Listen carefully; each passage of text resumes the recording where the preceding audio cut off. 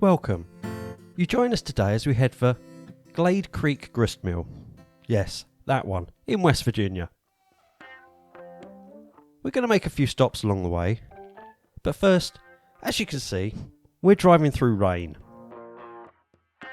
And having watched the weather reports, we knew that it had been raining here on and off for a couple of weeks, so that gave us hope for where we were heading to first. By the time we got close to our first destination, the sun was out and the clouds had disappeared, but we were looking forward to what would be, hopefully, a fabulous shot at Cathedral Falls. We're just pulling into the car park on the right, and as you can see there's a few cars there. Well, that's a lot less than there were when we were here a few years ago. I'd taken a photo and wasn't overly pleased with it, so we thought we'd try again. Well, that went well. There's no water at all. Despite the fact there are probably 15 people standing in front of a waterless waterfall, we decided not to waste our time. So here's the shot from a few years ago, which you can see has blown highlights. No chance to redo that one. So let's move on. Next stop, head back a little bit on the new River Gorge, and there should be a nice little place called Hawk's Nest Overlook. Once again, we'd been here a few years ago. It gets busy, but, with the clouds in the sky, we thought, let's just go and see, because our sunset destination was still a few hours away. Arriving, we could see that the car park was quite busy, which didn't bode well for getting any shots, and by now, the clouds had gone. Of course they would. The lack of clouds in the sky definitely put paid to any decent photographs here. But we still had several hours until sunset, so we thought we'd take a good look and settle down and maybe catch a few rays. Overall, it wasn't actually too busy. And more to the point, there was some interest as one of those extremely long goods trains decided to time its arrival just as we got there. So I stood there and watched some more, and watched some more, and watched quite a lot more as the train ran through. A full 15 minutes worth of travel. Despite the rattle and screeches of the train below, looking down into the valley is a very tranquil and mostly peaceful experience.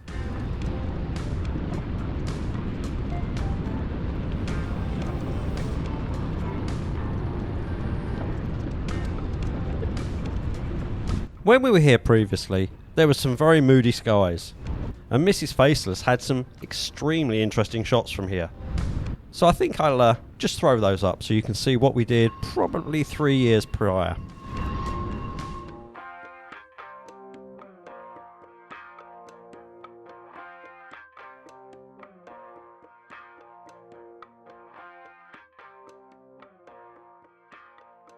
One of the things we have found about West Virginia is the overlooks. They're fabulous and they're everywhere, and they generally have stuff growing in front of them. This one wasn't too bad, but others, I would say, are more than 80% obscured. So, come on West Virginia, you've got so much going for you. MrsFaceless wanted to hit the eye, and then onto our sunset location. So we headed down to the Tunny-Hunsaker Bridge, also known to locals as the Fayetteville Station Bridge. From there, we would be able to photograph this. That's the new River Gorge Bridge. I've got to say, that's quite a tall bridge. Over 860 feet down. Just don't look over the edge if you don't like heights. Ah yes, like and subscribe. Please do. It's free, doesn't cost you anything, and helps the channel out. We're very grateful, so thank you. The road down is mostly one way, so just be careful, and once you've committed, you've committed.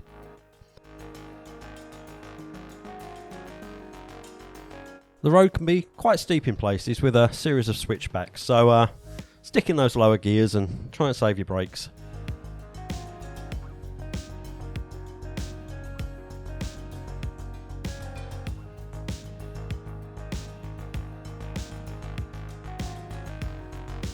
As we got to the bottom, there was a train going through, which was nice. A coal train. Tesla fuel, obviously. As the gate rose, the 2 cars in front went by, and you could see the bridge on the right. Then, for some bizarre reason, the gate went back down again. Oh well, I guess we're going to stop here for another 30 seconds. As it rose, I asked Mrs. Faceless to do the good thing and make sure the train tracks were clear before I pulled out. This is a single lane bridge, so as I said about the committed to going down the track, all of the cars that go down will have to go across there, and the bridge does vibrate. So take care, time your shots, and maybe try and go for a slightly faster shutter speed to stop those vibrations. As you can see, the clouds were in the sky and we were all queued up, but we were just waiting. So what better way than to wait and watch some of the rafters on the river below. They were quite happy, I've got to say, shouting up at me and waving. I think that's what it was anyway. I was looking forward to see them going over the rapids in the distance. I don't know how deep or how high they are, but that was going to be entertaining for me. As they headed for the rapids, the unthinkable happened. No, not to them, to me.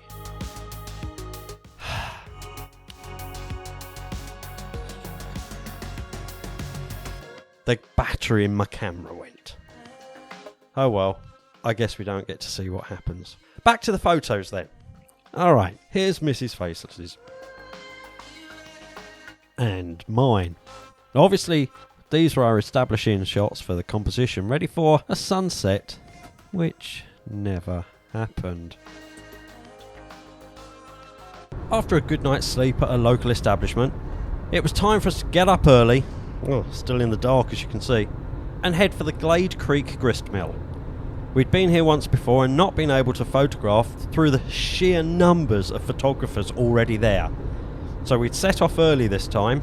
The forecast had been overnight rain, which we'd hoped would clear by sunrise.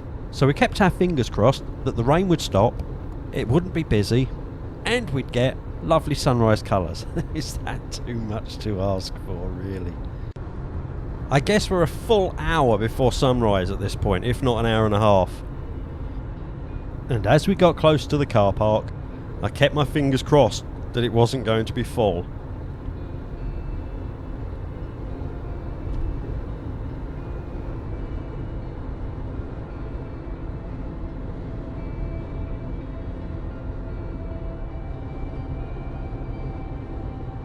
Luckily for us, appears there are only 2 cars. Well, that's a bonus, even if it is just a little damp right now. So having walked down to the end to get that classic long shot up the stream, there was only one other photographer there. Apparently the flat grey skies and forecast of rain had put everyone off. By the time light arrived, so had some more photographers. Now, you can see what the problem is here. There's the grist mill. And obviously that's right up the middle of the stream. And you can see on the left hand side, that's the car park. And lots of people walking around. Now, those people need to get where we're standing. That's right, over there on the right. Because that's the classic view. So to get there, they've got to walk behind the mill, which is in the shot. Hence why you need to be here early. You need to get set up, and if you want that shot up the stream, you need to make sure you're set up and ready to go, and you've got really good masking skills in your photo post processing, because you're going to probably need to take people out.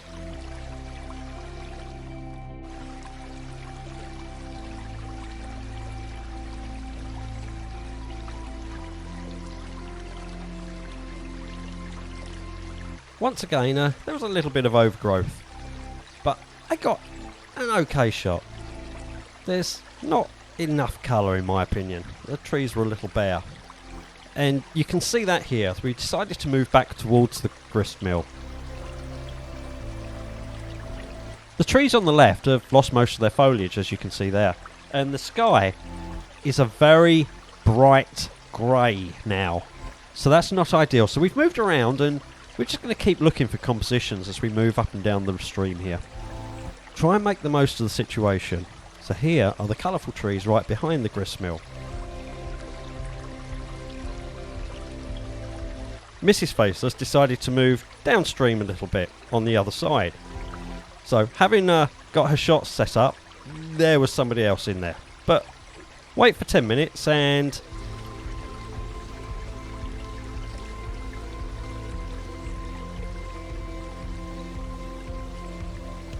I moved up just a little bit to try and cut out some of the other people that were now milling around, and I took a close-up of these 3 nice little waterfalls here, these little water chutes with the mill in the middle. I rather like that one. We had one further location to hit, but you'll see that in the next video. Thanks for watching. If you enjoyed travelling along with us today, a like and a subscribe would be much appreciated. Until next time.